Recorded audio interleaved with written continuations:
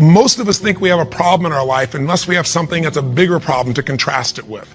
And when you see this story and you walk through their exact life experience of the course of these 2 years, the year that we work with them is 30 days, but you see the course of what's happened to them by finding out what's happened a year later, you begin to understand that it doesn't matter what happens in your life, you are more than any moment. There's no challenge you can't face and overcome. The events of our lives don't control our lives, our decisions do. And so I figured if we could take a couple that has faced this big a challenge and be able to break through, then you could look whatever's in your life and make it happen. It's kind of like, if I wanted to show you that if you could face your biggest fear, your smaller fears kind of drop aside. It's like, what's your biggest fear? Today, one of the biggest fears so many people in North America and around the world, and the Western world, are facing is losing their job. It's a horrific possibility. It has impact on your family, your psychology, your emotion, so many things, your choices. But the truth of the matter is, what's a problem? Losing your job is a massive problem until you find yourself in a position where you lose all your savings. What it took you maybe 10 years of working to get. Then what's a problem after losing your savings? That's not a problem anymore when all of a sudden you lose your leg or an arm or something horrific happens to one of your children. That's not a problem when someone tells you all of a sudden that you have terminal cancer. And I've had those moments where somebody says you've got that tumor in your brain and we don't know what it means. Those moments take your other problems and make them disappear. And you know what's interesting?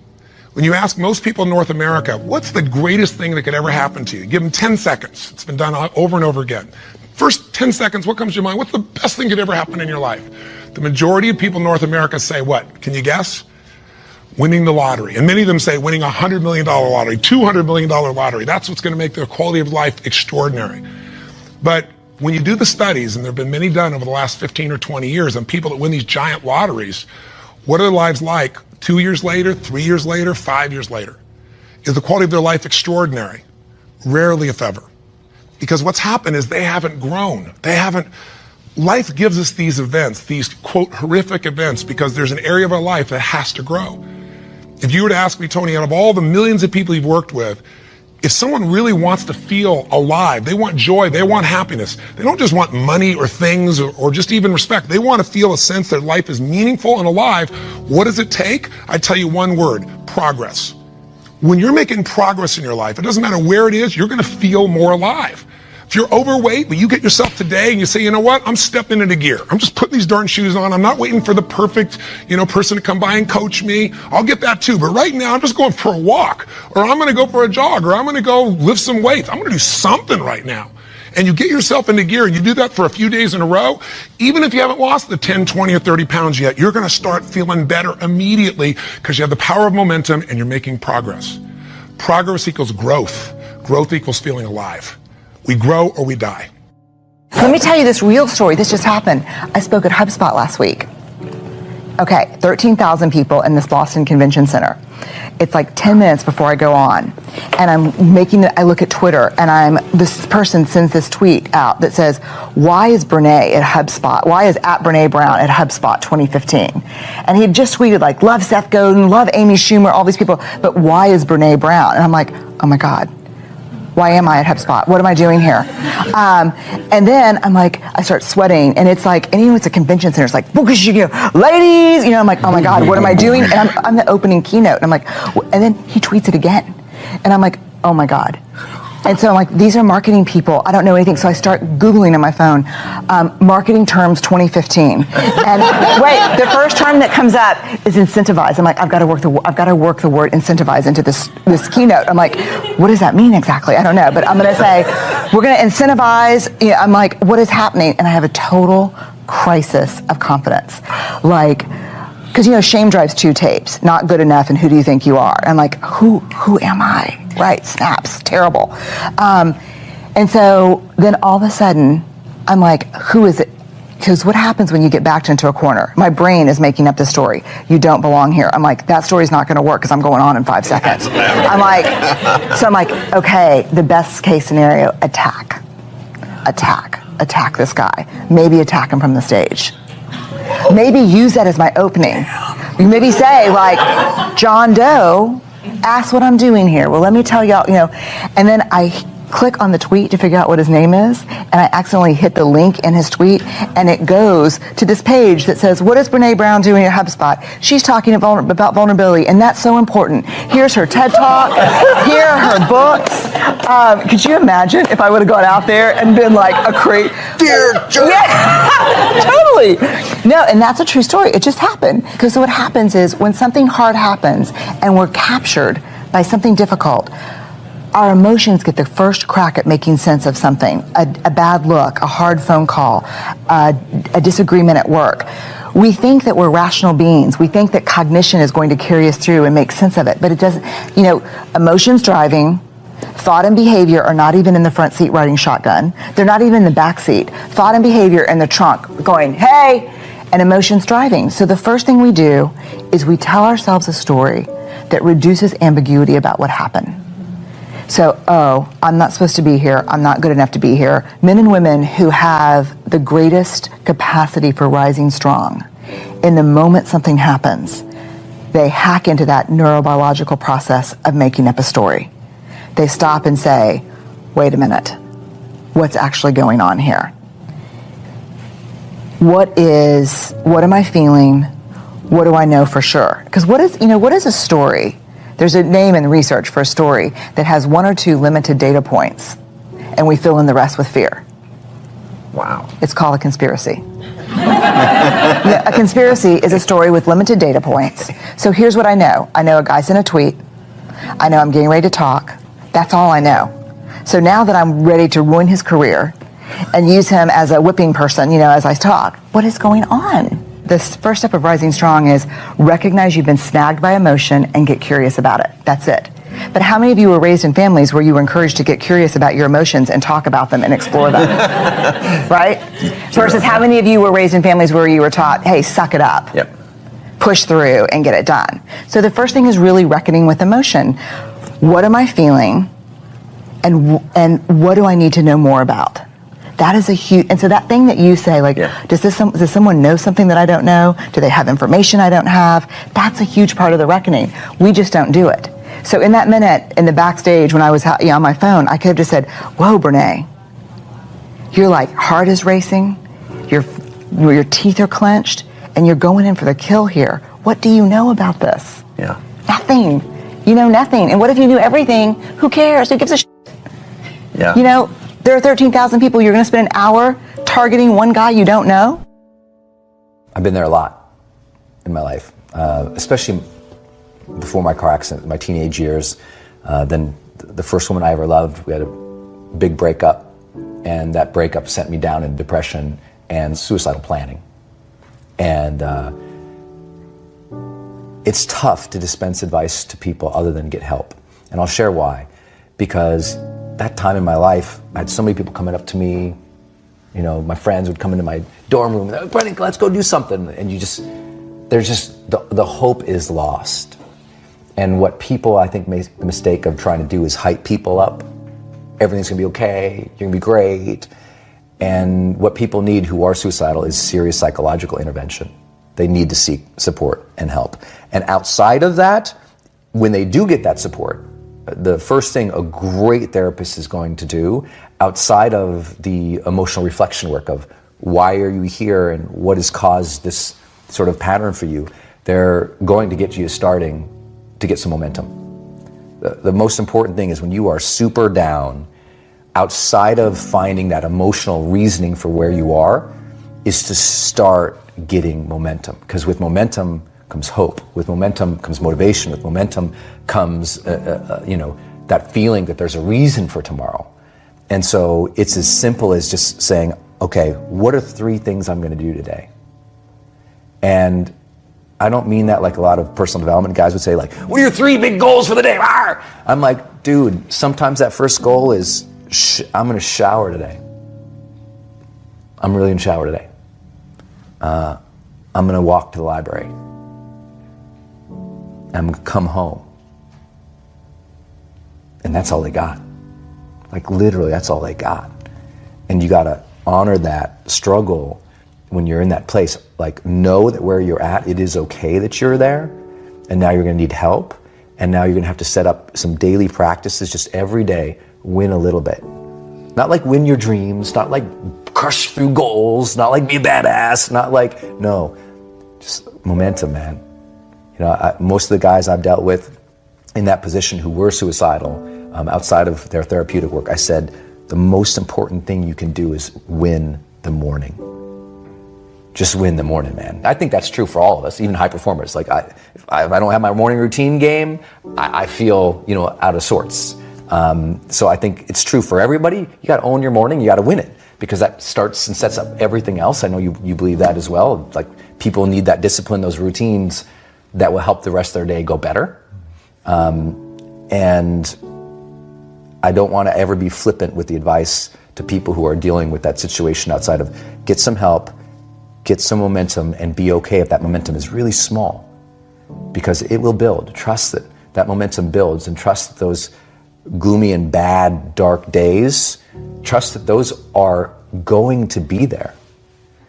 They'll get less and less and less as you learn how to cope, but they're going to be there. And so when they're there, it's one of outside of teaching people to bring the joy in my life, I teach people to honor the struggle, honor the difficulty. When we honor the struggle instead of hate the struggle, we can really achieve extraordinary things, because our mindset's in the right place. As soon as you honor the struggle, you accept that, oh, of course, there should be struggle here. I should honor this process. When you go to the gym to work out, you honor that this is going to be hard, and honor that process of getting better. And the more that you bring honor to it, the more your psyche builds with strength, and you get a little bit of that esteem back, because you see yourself engaging something versus avoiding it and running away. You see yourself connecting with something and giving it reverence. You're like I have reverence for the difficulties of life. They may be better. So I don't want a friction-free life. I'm not interested in it.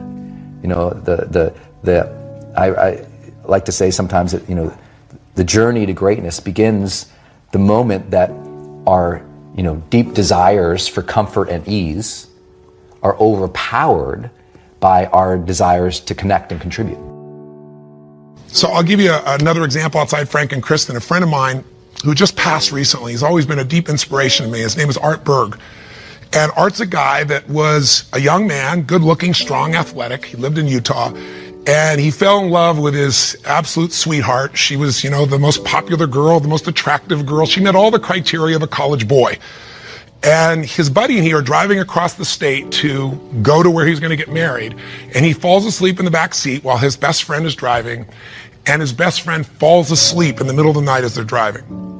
My friend Art Berg woke up rather intensely on the desert floor with the car upside down, his legs trapped beneath it, and unable to feel anything. He became a quadriplegic in an instant. His friend actually was beat up but actually survived. Now, what do you do in a situation like that? Well, the first thing most people do is they want to curse God or they want to curse their friend. It's not their fault.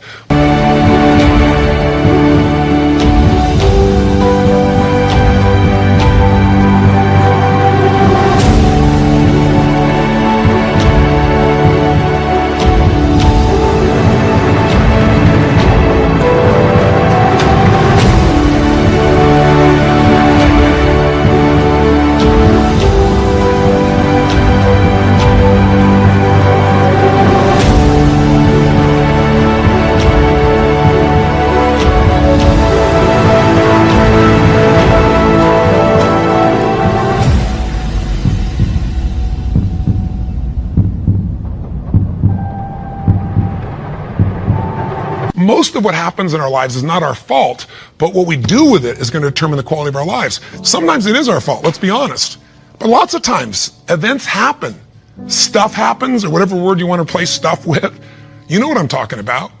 But what's different about this man is he made a different set of decisions. On that day, he said to himself, you know what? I got two choices. I can live here in the dirt and live and suffer the rest of my life for what I've lost, or I can figure out how to maximize what I have. He developed this mindset. His mindset was, before the accident, there were about probably 10,000 things I could do. After the accident, he said I could probably do 9,000 things. Before the accident, I was probably not even doing 500 of those things. I'm going to do more while I am now. And he did. He became an entrepreneur, started his own bookstore, and became very successful.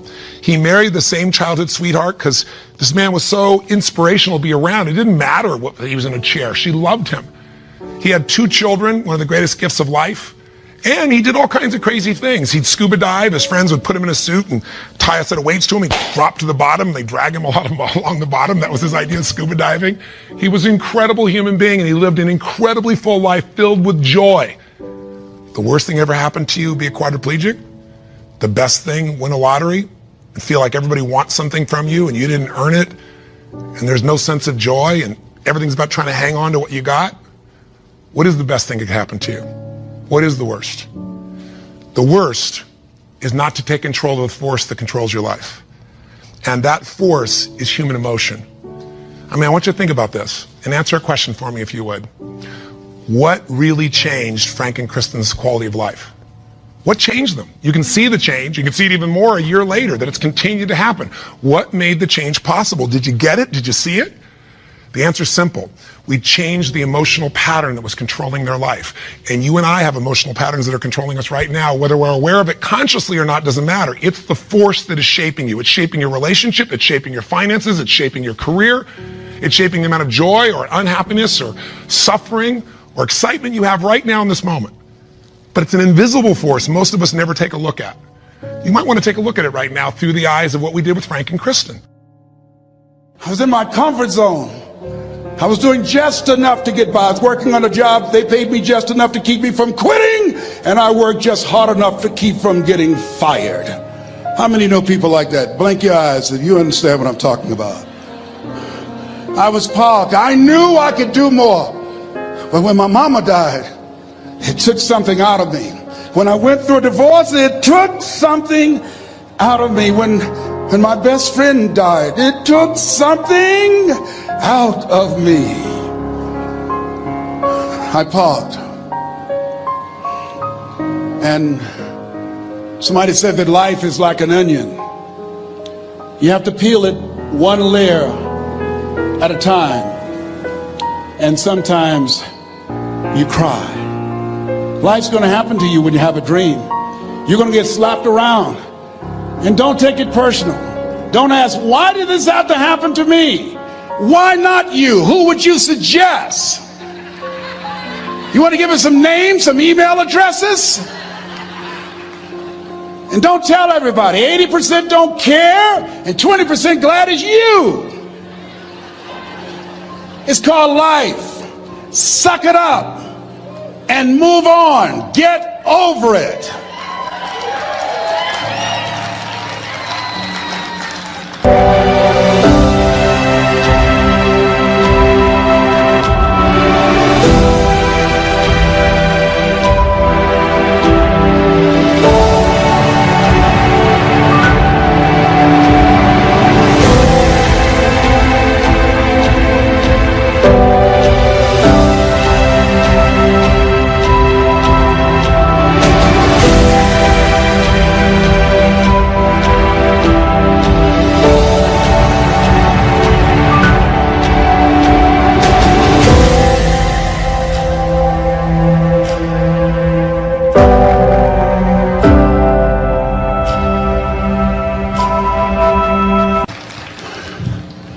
It happens to everybody. Here's the other thing is you look at your goals and look at your dreams. When you're going through some stuff, repeat out to me, please. When things go wrong, don't go with them. Yes, write that down. When things go wrong, don't go with them. When you're working on a business deal, you're counting on some money. Someone said you will get the loan and it falls through. You have an event. And the people that you thought would be there and support you, they don't come through. Or someone turns against you, or you get ripped off. It's going to happen to you. Happened to me. Someone stole all my products. My database, over 180,000 names and addresses. It's not personal. It's going to happen to everybody. It does. 8 out of 10 millionaires have been financially bankrupt. Walt Disney had he filed bankruptcy 7 times and had 2 nervous breakdowns. It's called life. But I got a saying, when life knocks you down, try and land on your back, because if you can look up, you can get up. You've got the power in you to do that. You've got something special. You've got comeback power. Here's the other thing. Let us say together, it's possible. It's necessary. It's me. Yes, write that down. It's me. Take ownership for your life. Nobody can live your dream for you but you. Nobody's going to take care of your business like you. Stop coming up with excuses. Don't give yourself permission to continue to live a small life. You can't fit a big dream into a small life. Give yourself permission to go for it, to test yourself, to challenge yourself, to live full.